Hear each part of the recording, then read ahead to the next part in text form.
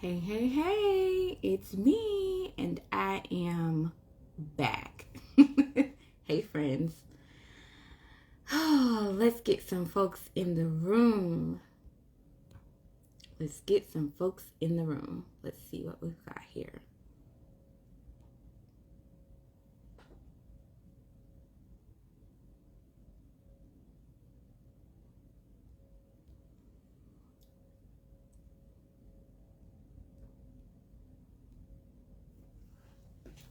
Hey, hey, hey. Hey, Ash. I'm the first one in. Yay. Yes, you are. You don't get no cookies today, though, because you've been in my purse this morning. But anyways. Hey, girl, hey.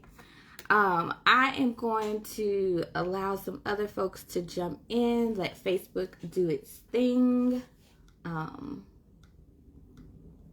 Because we have got to have a conversation.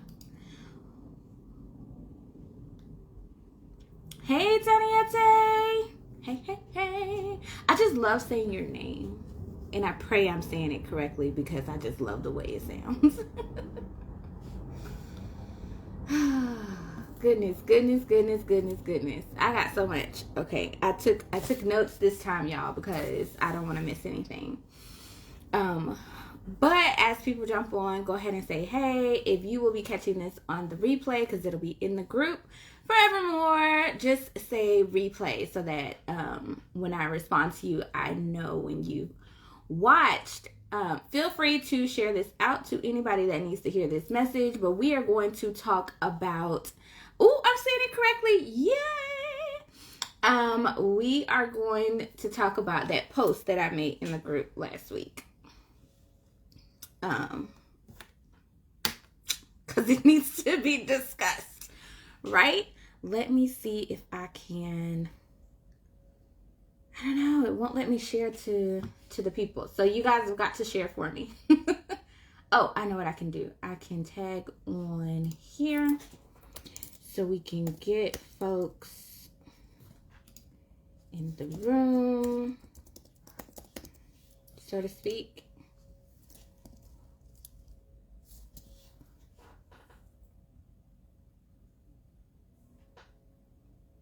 Okay, so I'm tagging some people in the comments so that we can have this conversation, because I want it to be just that. I want it to be an actual conversation.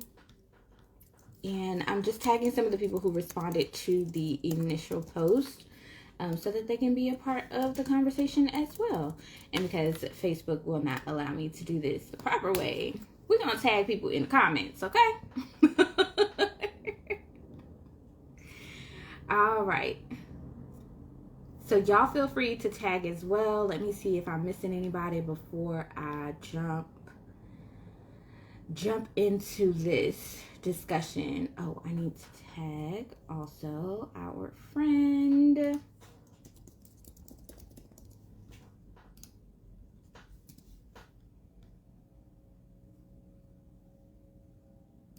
Is that everyone? 1, 2, 3, 4.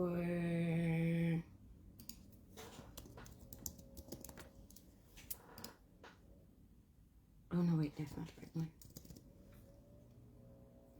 All right, so if you're in the room, just say hey, and I'm going to get started in like 2.2 seconds.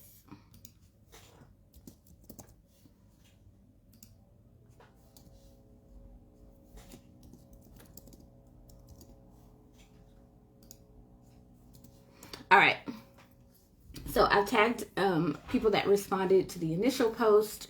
And I'm just going to get started. They will come in when they come in. Y'all will catch it on the replay if you need to catch it there. All right. So first, I'm going to tell you what I said. Let's start there. All right. So the post says that some of us leave money on the table because we've been told to charge our worth or tell people that we're unavailable. But I feel like some of us have misunderstood the assignment, as the TikTok and the reel goes, okay? Y'all. Okay.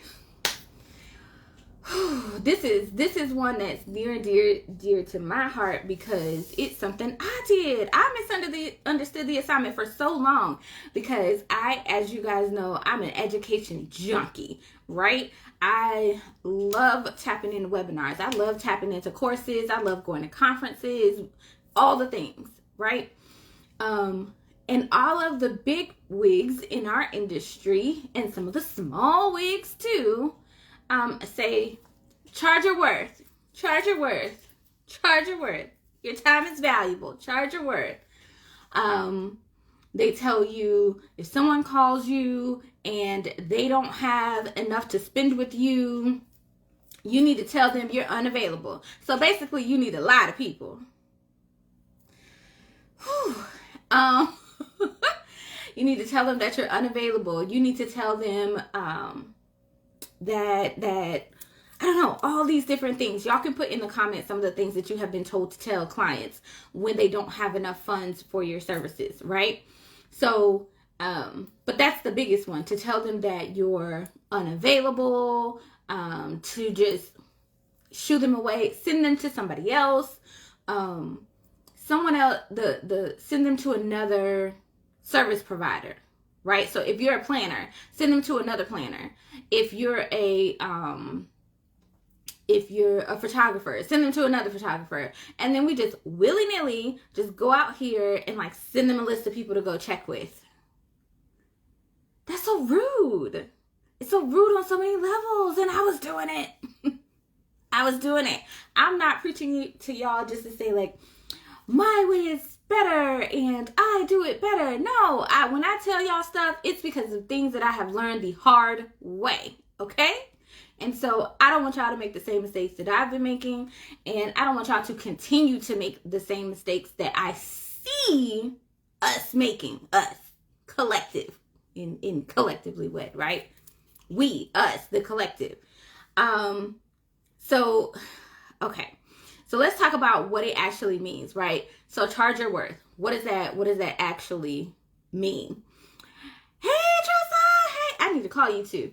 But anyways, let's talk about what charge your worth actually means. So me, being Little Miss Research Maven, let's go to Google, okay? So Google defines not charge your worth, leaving money on the table. Let's start there. Let's start top to bottom. So leaving money on the table. Google defines leaving money on the table as an idiom, which means not getting as much money as you could. Point blank simple.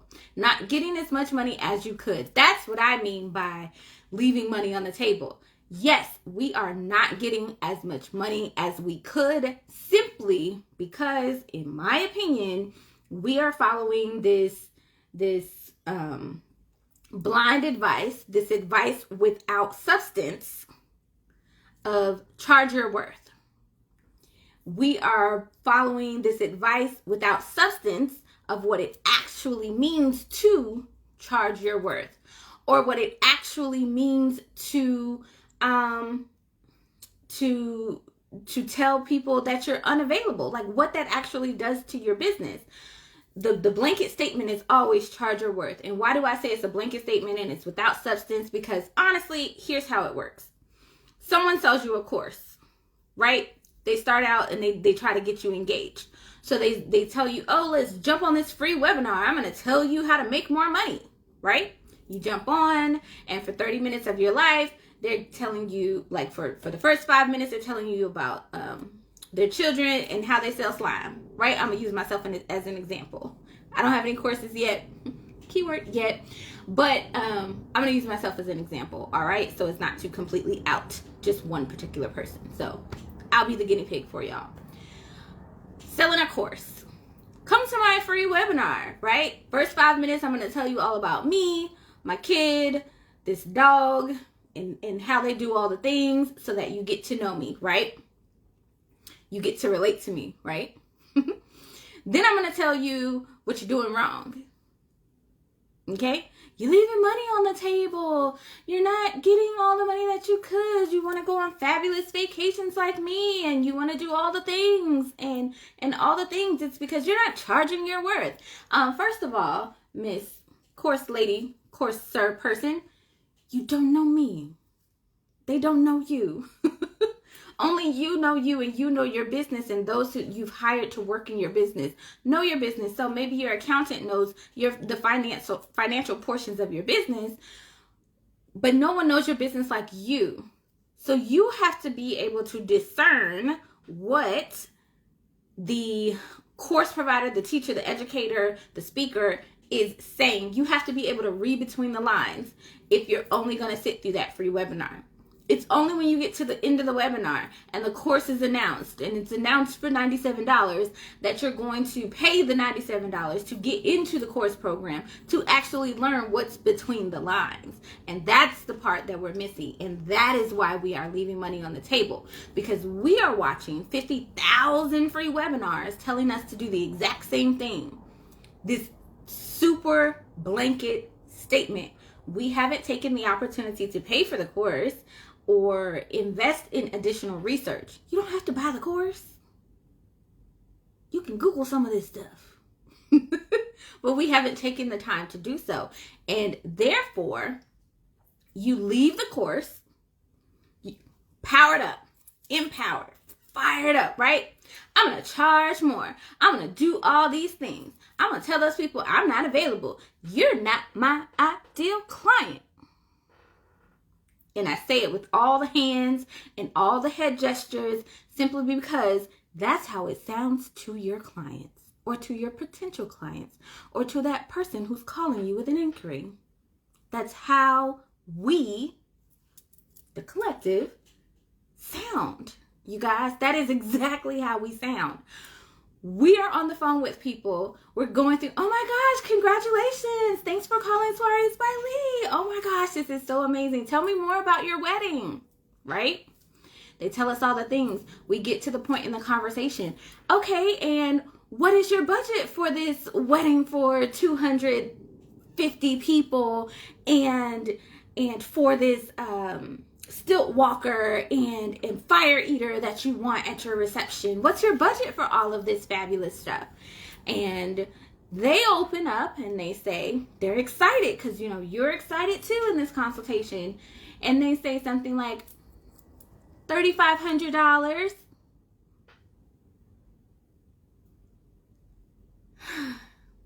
Right?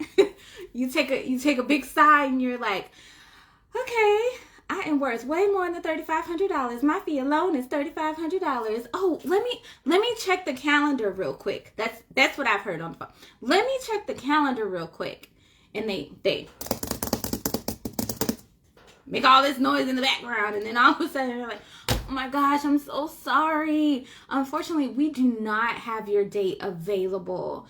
However, because you always want to offer them something that they can take away from the conversation, right? However, I do have some colleagues that I can refer you to, and then you send this person who is now disappointed and now uneducated about our services in our industry, because 9 times out of 10, they do not work in our industry. Some of us have, myself, 11 years in this thing. I know about weddings, right? But my friend down the street, she might not know about weddings. And so that's unfair of me to just be like, oh, let me check my calendar. Oh, I'm suddenly unavailable because you don't have enough to spend with me, right? It's rude. It's rude. Y'all know I'm going to give it to you straight, no chaser. It's rude, and we have to stop. We have to stop. We leave these webinars thinking that, oh my gosh, again, I'm fired up. I'm ready to go. I'm ready to charge my worth. And so without doing any other research, right? Any other research, we skip that step. We skip it. We start slapping these price tags on stuff, right? Right? Right? I'm not the only one. Raise your hand if you've done it, okay? I know you did it because I see it. We slap price tags on things that are just unfair. Why are they unfair? Oh, Tanisha, I've got bills to pay. Honey, we all got bills to pay. It's the nature of the beast, right? We've got overhead to keep up. We've got school pictures to pay for. We've got dogs to take care of. Y'all see, I'm real irritated about having to pay for this dog. But anyways, we have things that we have to take care of in our personal lives and in our businesses. Yet we leave all of these webinars and conferences and things like that fired up and ready to slap on a price tag on something where it's not worth that price. Okay? You go tell everybody I said it, and I'll say it again. It's not worth that price. And let me tell you why. Because you cannot possibly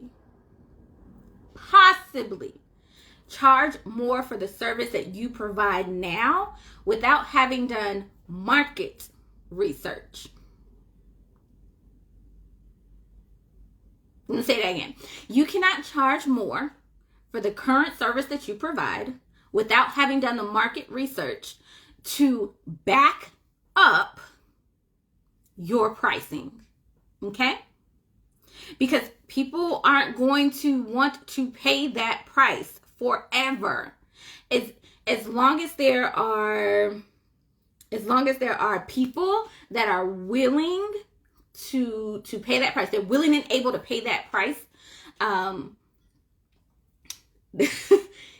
then you'll be able to charge that price, right? But the price of the product that you serve. So I can't say that today my wedding planning services are $3,000. I'm going to go listen to this webinar from this amazing person, and they're going to say, honey, you need to charge your worth. And then I'm going to go home, change my website, and now I'm going to charge $5,500 for that service. Where did the extra $2,000 come from? What value are you putting on that? Have you researched the market to see if the market can bear that in your area? No, you just fired up. Okay. Have you learned how to sell at a higher price point? Because that is a skill amongst itself, right? Have you taken the time to do that? No, because you're fired up, right? Have you taken the time to reach out to others in your industry to find out what the median price range is for that specific service? No, because you fired up. And when we get fired up, myself included, I'm running to Canva and I'm making a flyer and we about to sell this thing. Okay? No, we're not going to do that anymore. We're not going to do that anymore. Because in order to actually charge your worth, you have to do the research. And I know I said it somewhere in the group before. We just skip that step. We ain't got time for it. You're going to have to make time. You're going to have to go to your little calendar, your little 50,000 planners. You're going to have to schedule out the time. You're going to have to go in, block off the time, pick an hour and say, this hour on this day, we're going to do a little bit of research, or for 30 minutes on Tuesday, I'm going to do some research to figure out how I can get some more money coming into this business, right? And you're going to do it the right way. Here's the thing about shooing away people and why I say you're leaving money on the table. There's a skill to charging what you're worth and taking that and having it to mean charge more, because that's what we do. We listen to people say, charge what you're worth. And we take that to mean charge more. That is not always the case. And if you had done the research, you would understand that, right? So it could also mean you need to charge less. I know y'all tired of me already. But hang in there and let me tell you why, okay? Let me tell you why charging less can bring you more money. I am not telling you to take that same service that you currently have, and I keep saying planning because that's just where my skill set is, but this can apply to every single vendor category. charging what you're worth can mean you need to charge less in order to make money. I'll tell you my story. I'll tell you what happened to me. And this just happened 2 weeks ago. Was it 2 weeks ago? Or was it like a week and a half? I don't know. I shared it with two people, and I was like amped about it, and like we are rocking and rolling at this point. Okay. Here's what I did. You have to be willing and able to use the 2020 word of the year, pivot. Right? You have to be willing and able to really dive deep into your business. So that's why I asked y'all the question yesterday. Do you have a feedback process? And do you have an evaluation process, an internal evaluation process? If you don't, those are things that you need to look into implementing into your business. And when I say look into, do not leave this live and be like, we got a feedback and internal feedback process. Because you will be doing the thing that I just told you not to do, which is skip the research step. Every process has a research step, and you cannot skip it, okay? If you skip it, you're doing yourself a disservice, and you are leaving money on the table. Why? I don't know. Because you just told me like 10 minutes ago, I got bills to pay and dogs to feed and children to buy school pictures for. Right? Okay, so I had someone call me super last minute. 2 weeks away from their wedding. Needed decor. Needed just something to jazz it up. Right? This person was 2 weeks out. Y'all, I'm not lying. Straight no chaser, remember? 2 weeks out. If I had listened to the years and years of things that have been poured into my brain about charging my worth and not leaving money on the telling people that I'm unavailable. If I had listened to that advice, I would not be where I am today, 2 weeks later. Okay? So the initial response could have been, hey, you're 2 weeks away from your wedding. Unfortunately, I can't service you. Let me send you to somebody else. So with 2 weeks, I'm going to send this person on a wild goose chase to try to find somebody to set up some decor at their wedding. When I know I got a storage full of crap that's just sitting there. Right? No, that's not what I'm going to do. I am going to tailor a collection to match the needs of the client, and I'm going to make me some shoe money. I'm going to make me some money to pay that bill. I'm going to make me some money to buy these school pictures. I'm going to make me some money to pay for this dog. Okay? Tailoring a package is not devaluing the industry. It's not devaluing your services. It's not doing anything. So, for this client, they were having a very small wedding, literally 4 people. And so we decided that she needed a backdrop, that she needed some stands maybe, and she did not know if she wanted flowers. I let her know she needs some flowers because I think flowers are awesome. And if she would like them, this is what it would cost. I tailored a package, right? I expressly said, this is only going to be for 2 hours, 2 or 3 hours. I'll set it up. Y'all do y'all thing. I'll break it back down. I'm out. Okay? I tailored a package. That package is not worth $5,500. Right? It clearly is not worth $5,500. No, it wasn't. But because I know what my hourly rate is, because I know how much my rental should cost, because I know all of those things, I was able to tailor a package that would fit within her budget, would fit within what I needed in order to feel like it was worth it for me. And I based it off of my experience level. Okay? And so what did you charge her, Tanisha? I charged her $500. I sure did. Y'all are going to be, oh my gosh, I would never do a wedding for $500. Why not? Am I going to do full planning services for this client for $500? No, I'm not. No, absolutely not. Because that service, based on my experience, is worth more than that. However, if the client is coming to me and saying, I don't need coordination, I don't need wedding planning, I literally need a backdrop and 2 flower arrangements, what can you do? I'm going to charge what that is worth. Okay? So I charged less for it. Here's what happened. Let me tell you what happened next. I get there, I set it up, I showed up, face done and all. Branded t-shirt, we're about to rock and roll this thing, okay? I show up. The photographer happened to be a photographer that I had wanted to work with forever. Amazing. The venue itself, gorgeous, blank slate type of space, who, from doing my research, I found out that they offer these super small wedding packages for about 3 hours during the day in the weekday, daytime. Said that backwards first time. Weekday, daytime, okay? I show up. I do a kick-ass job because that's what I do.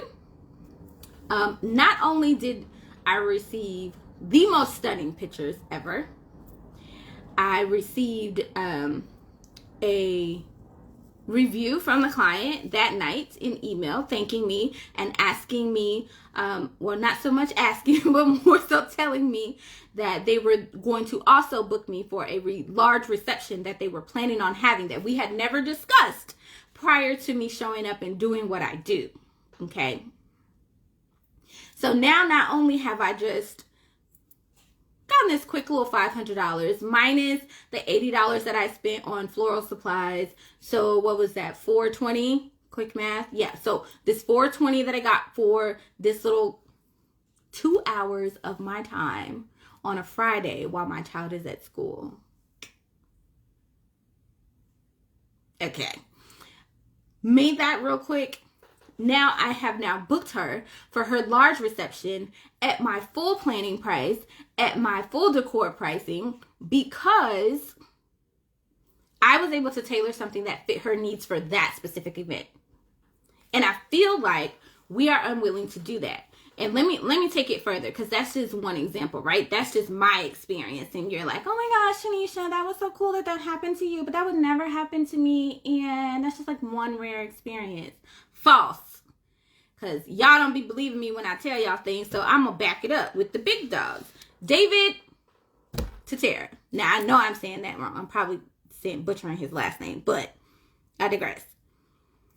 I know I did live about this like 2 years ago. 2 years ago at this point.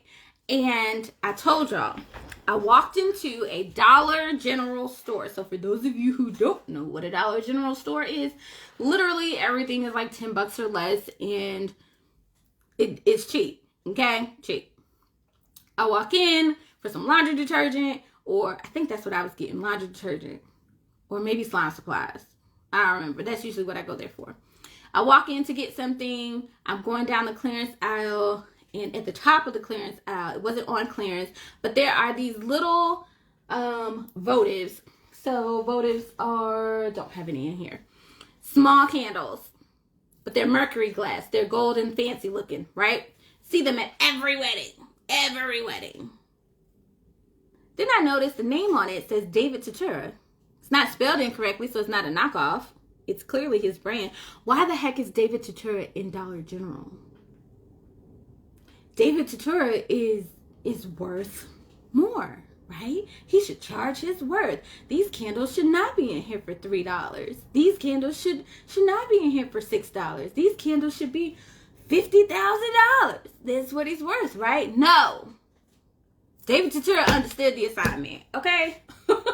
You can create collections, you can create products, you can create services to meet the needs of that market. He understands that there are people out there who do not want his services, who do not need his services, and who want to DIY a wedding. And so, however, they need stuff to buy. Okay? So he created a product and put it at a price point that is worth that votive for that market. He did the research to find out. He did not skip a step. He understood the assignment. Furthermore, he decided that people needed, there were people who were willing to spend a little more for these votives, for additional decor, for chairs on the back, for signs on the back of their chairs, for signs at their weddings, for gift boxes and things like that. And so he created a line for Michaels. He was on Good Morning America or Today Show a couple years back, promoting his stuff for Michaels, okay? His celebrity clients aren't going to Michaels. You're able to just walk in, get it, do it yourself, right? Because he did the market research, he understood the assignment, and he charged what that product and that service is worth. And that's what I want y'all to understand. Some of us are going to these webinars and we're like, oh my gosh, I can charge so much more money and I can make so much more money if I charge what I'm worth. But you're not worth it yet, honey. You haven't done the research to back up this price tag that you're slapping on it, and that's why you can't sell it. I tried to sell my services for $8,000 and nobody's biting. They're not biting because you're not worth it yet. Let me take that back. They're not biting because that service is not worth it yet, because you have not put in the work to prove that you are worth that. Okay? You've got to put in the work. And by put in the work, I mean go do the research. It's literally at your fingertips. You can Google on your phone. You can ask Siri to do it if you don't feel like typing. Like, come on, y'all. Come on, we got to get it together. Okay? You've got to let me say it this way. Charging your worth is equal to charging for the experience, right? Your time is valuable. The time that you spent going to that webinar is valuable. And yes, you learned from that webinar or course or whatever that you need to charge more. But have you done the research to see what pricing structure you should use to charge more in your area? Have you looked to see who are the clients that you have already taken in the past? How much have they spent with you? What's their profession? What do they do? Do they have the resources to spend more with you? Are you able to attract that type of client with your marketing efforts? And your marketing efforts are not just what you do on social media. But I'll save that for another day, because I know I'm coming at y'all today. Sorry, not sorry. Love y'all. Okay. So I'm going to check my notes real quick because I just want to make sure that I didn't miss anything. It was all in my head too, but I wrote it down because sometimes I just go on a tangent. And so I just want to make sure that y'all get all the information, because what we're not going to do is leave this talk and just go start creating random packages at lesser price points, because that's the only thing you heard Tanisha say. That's not the only thing that I'm saying. What I'm saying is you need to do the work to get the feedback from your clients and see what things that you can adjust, what packages you can align, and how you can properly pivot. You need to do an internal evaluation and see, what are we worth now? We went to Wedding MBA. It's not enough that you went to Wedding MBA. It's not enough that you attended a conference. It's not enough that you went to the photo cookout. It's not enough that you went to WIPA. It's not enough that you went to the things. It's not enough, okay? You have got to then implement the things that you have learned. My favorite word. You have got to implement the things that you have learned at these conferences by, and here's how you implement, doing the research. When you go to the conferences, when you go to the webinars, when you go do all the things, you're going to get a high level experience, a 1, 2, 3, 10 ways you can do this, 5 ways you can do this. You're going to get a little bit of meat, but where are the potatoes? The potatoes are the research, okay? You have got to do the research in order to justify charging more for a service, product, or collection going forward, okay? Do I want you to make more money? Yes. Do I want you to charge more for your service? Only if you have done the research and your experience matches that price point. Okay? You cannot be 1 year in the game, never attended any conference, never attended any webinar, never done a course, never taken anything to educate yourself on the industry. You are 1 year into the industry and say, I'm going to charge what David Tutor charges because I am worth it. Your service level is not worth it. Your experience level is not worth that price point at the moment, but it will be if you work hard to do it. And by working hard, I mean go do the research. So if there's anything you take away from our chat today, it's go do the research so that you can charge appropriately for your services, for your products, for your time. We are out of we are moving out of the mindset of small business. We're not going to be just small business anymore. We're going to think big, okay? We are moving into big business. Let's think how big business is. Every single one of us has worked in corporate, okay? Whether you worked at McDonald's, whether you worked at Payless, me. Whether you worked at JCPenney, me. Whether you worked at call centers, me. I have done all the things, okay? Whether you have done any of that, there are systems and processes in place that have been researched to death for a reason, okay?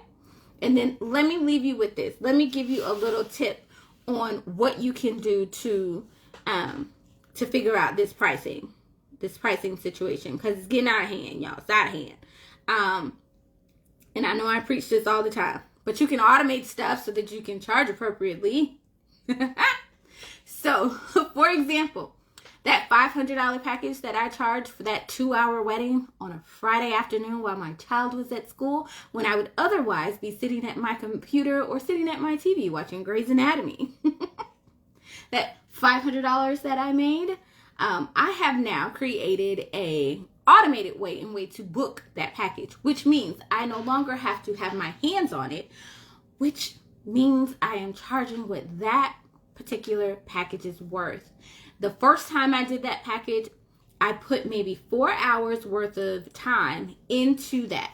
I had to source the flowers, price out the flowers. I had to determine what the rental cost of the items would be, and I also had to determine what the, hey Nancy, I also had, and Lala, hey Lala, I had to determine what the price of my time would be in order to be there for 2 hours, right? So I had to figure all that out, but all of that's done now. So now it's time to rinse and repeat. And so now every time I do it, I'm not spending 4 hours on the back end on that package. Now I'm only going to spend an hour and a half preparing the package, because now I've taken the time to go into my system and set it up.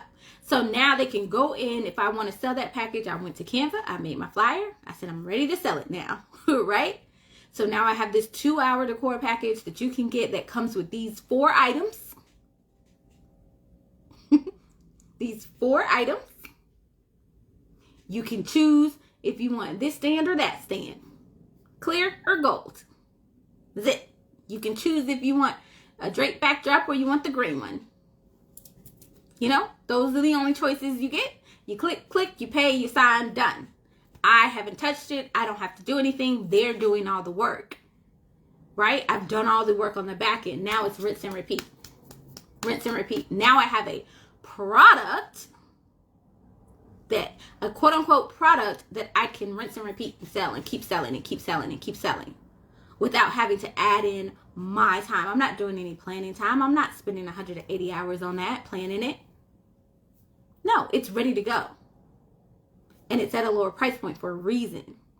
Do you have to take that package and broadcast it to the world on your website? No. These can be little packages or little things that you have in your back pocket when someone calls and they say, hey, I want to do this and I have this amount of money. What can you do? Get creative. Think outside the box. Let the revenue come in. We always talk about, I need additional streams of income. That does not always mean that you need to go out and create a new business. It could mean that you need to look into your business currently and see what additional streams of revenue you can pull from the things that you already have. Okay? Don't think about it too hard. Just go research it. Research it. And then come back to the group and tell me what you got. And I will share it. Okay? I will boost you up. I am a part of your village. We are collectively wed. Okay? We are a collective of people that come together to help each other grow our businesses. And by growth, I mean we are no longer thinking small. On paper, at the SBA, we might be considered a small business, but we are thinking big so that we can make the money that we need to, so that you can be available when that person calls and says, I have $50,000. Okay? So going back to that example at the beginning where someone calls you and they say, hey, so-and-so, I want to plan a wedding for 250 people and I only have $3,500 to do it. What are we going to say? We're not going to say, I'm not available. We're not available. Because that's you wasting that 20 minutes of your time that you took before in that conversation. So now you've wasted 20 minutes just to tell someone you're not available. That's rude. We're not doing that. We're having the honest conversation with them. We're saying, okay, so I understand that you have $3,500. Well, weddings in Atlanta typically cost about this much. And then, is that something that you're willing to pay? Is your budget flexible? No.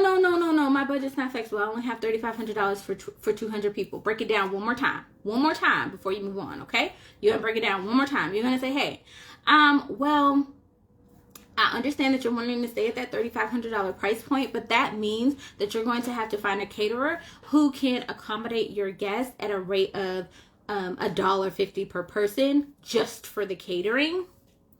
And not really sure if you're aware, but catering costs typically are $35 per person. It's similar to like a meal if you were to sit down and have a meal at Applebee's or Red Lobster, you kind of want to be in that price range, that $25 to $35 price range when you're looking at a buffet for your guests. And so if we keep it at $3,500 for 200 guests, you're really not going to have any options in terms of food to choose from your guests. And I know that's really important to you. You see how I educated without being snarky, without being rude, without saying, I'm not available. However, I understand that you're wanting to stay at $3,500. We actually have a collection. It's not on our website right now, but I did want to share it with you because I think it might be a great fit for you. We have a $3,500 collection that includes up to 30 people. It's your wedding, it's your reception, and everything. And I know you're wanting to have a larger guest count, and what our couples are doing that book this package, they're actually doing it now so they can get married and have fun and relax and enjoy their day. And then they're throwing this huge anniversary party next year. And that is something that's just been happening since COVID. And I think it's pretty cool. And I'm wondering if maybe that might be a better fit for you. That way you can get all of the flowers and all of the decor that you want this year. And then next year, you get to party with all of your friends and family, and you don't have to worry about all of the hoopla of having a ceremony and all that stuff. We can throw the biggest anniversary party ever. They may bite. They may not. They may actually think that they can get a wedding for $3,500 with just for 250 people. And if they don't, that is okay. You've done your due diligence at that point. And you can say, okay, if you decide to come back to us, just let us know. I'll be happy to recheck the date for you. And then we can move forward from there. And you thank them for their time, and then you move on. But what we're not going to, but let me tell you what happens when you do present those options.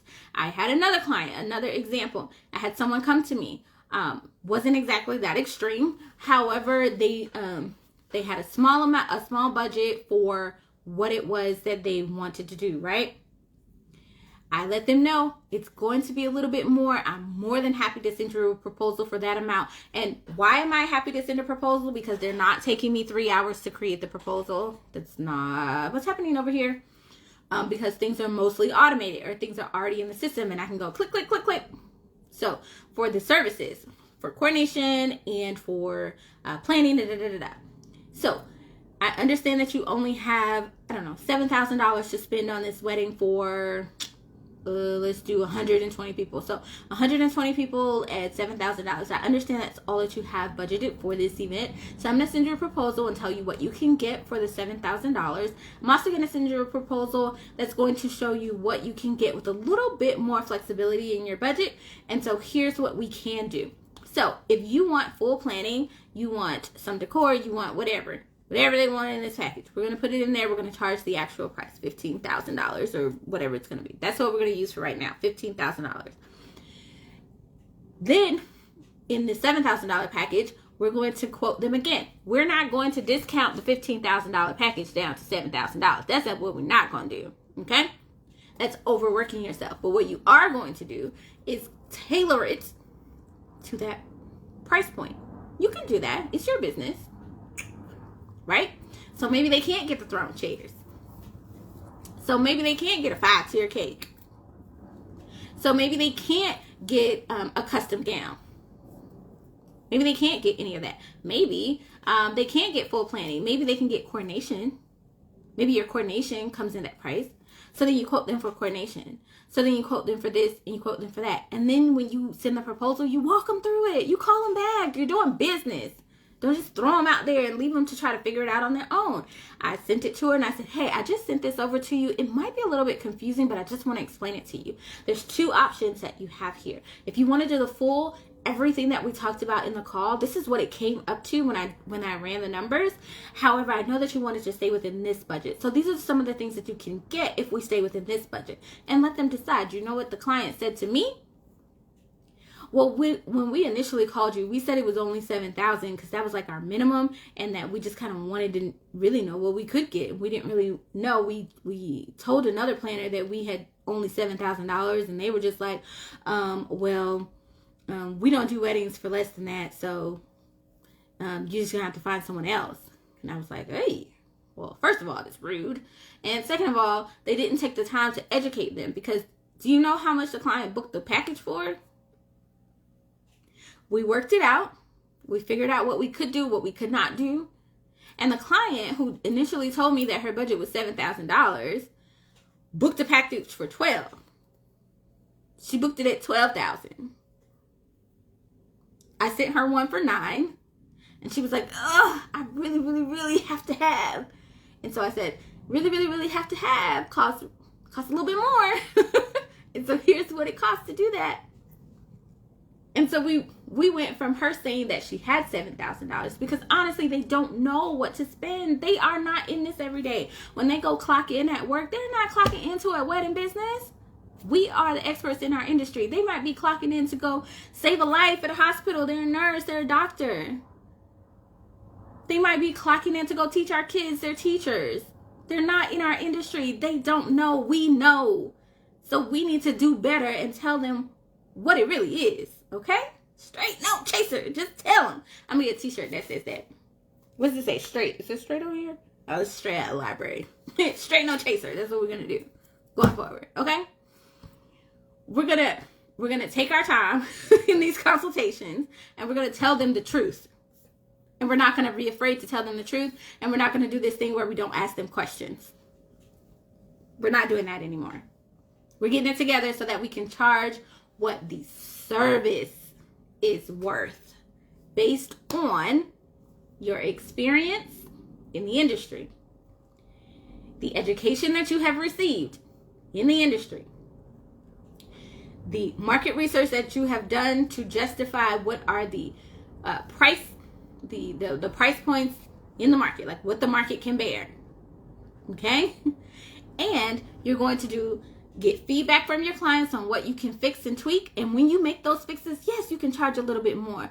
But if a client is coming to you afterwards in your feedback process and they're saying like you didn't communicate well, and then you go and you fix the internal communications, and so that you feel like, oh, now I can charge more. No, you can charge still what it's worth, because you just fixed the problem for that package. So now you can successfully sell that package, right? It's when you educate yourself. It's when you do the market research. that you can then charge more and or less depending on what that service, collection, or product requires. I'm going to put it as plainly as simple, and then I'm going to leave y'all alone for today. If I had, I can use this. Okay, cranberry juice. Okay, if you go into the store and you get the Walmart brand of cranberry juice, you might pay $2. If you get the Ocean Spray, you might pay $3. If you get the Simply, you might pay $4. They're all the same product. However, they give you a different experience. Why? Because of what went into it to make it. Okay? Your Walmart just came, just random, just blah, blah, blah, blah. They just spit it out. Don't even know these are cranberries, right? Just spit it out. It's a smaller. It's worth that much. However, if I go and I pull the cranberries from the bog and I process them and I don't add this and I make sure that it's natural and it's all these things, then I can charge more, right? The Simply, the $4 one, then I can charge more for it because I've done what it takes in order to do that. I know that people will pay more because I have done the research for a natural product than they would for something that's just like factory made, right? Right? So for me, in my example, my small decor package at $500 is a factory made product. It's automated. It's ready to go. It's ready to kick out. My full wedding planning experience, although pieces of it are automated, require my attention. And so that product, that service is going to cost more. I hope that makes sense. All right. So I'm going to leave y'all alone now. I'm going to stop yelling at y'all for today and yelling at myself because this was a hard lesson for me to learn for myself, but I figured it out. And when I figure out something, I share it with my group. Okay? So if you guys want to put in the comments an experience that you had a package that you keep on the back burner, something that you're doing to charge your worth appropriately, let me know. Holla at your girl. I know they don't say that anymore, but I say it. Okay? All right, that's all for today. I hope that helped you figure out some of the processes and things in your business that you can do to charge appropriately for your business. All right? I love y'all much. I'll talk to y'all later. Bye.